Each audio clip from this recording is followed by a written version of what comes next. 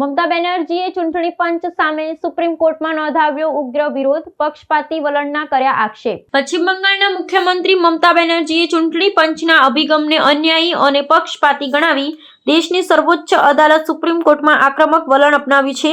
તૃણમૂલ કોંગ્રેસના સુપ્રીમોએ ચૂંટણી પંચની કાર્યપદ્ધતિ સામે ગંભીર સવાલો ઉઠાવતા આક્ષેપ કર્યો છે કે લોકશાહીની પ્રક્રિયામાં પંચની ભૂમિકા નિષ્પક્ષ હોવી જોઈએ, પરંતુ વર્તમાન સ્થિતિમાં તે એકતરફી નિર્ણયો લઈ રહ્યું હોય તેમ જણાય છે. સુપ્રીમ કોર્ટમાં કરાયેલી આ રજૂઆતમાં મમતા બેનર્જીએ બંધારણીય સંસ્થાઓની સ્વાયત્તતા જાળવી રાખવા પર ભાર મૂક્યો છે.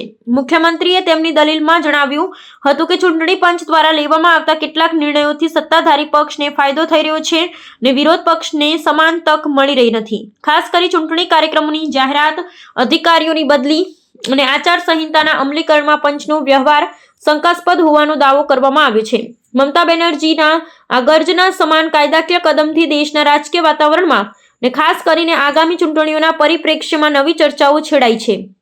સર્વોચ્ચ અદાલતે આ મામલે અત્યંત ગંભીરતા દાખવી છે અને આગામી સુનાવણી દરમિયાન ચૂંટણી પંચ પાસેથી આ અંગે સ્પષ્ટતા માંગવામાં આવી શકે છે. લોકશાહીના રક્ષણ માટે સંસ્થાઓની નિષ્પક્ષતા અનિવાર્ય હોવાનું જણાવી મમતા બેનર્જીએ આ લડતનો માત્ર રાજકીય નહીં પણ બંધારણીય લડાઈ ગણાવી છે.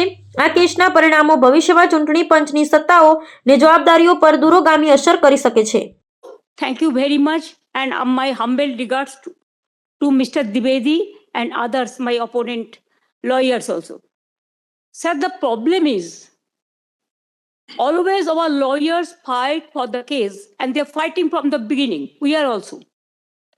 But sir, when everything is finished, when we are not getting justice, when justice is crying behind the door, I quote Rabindranath Tagore, then we thought that we are not getting justice anywhere.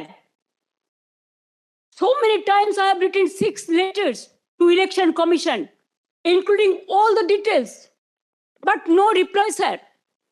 I'm a bonded labor, sir. Maybe I prefer that. I'm a very less important person. I prefer that. Sir, I'm from a common family, but I am not fighting for my party. Madam Mamta, sorry for interruption.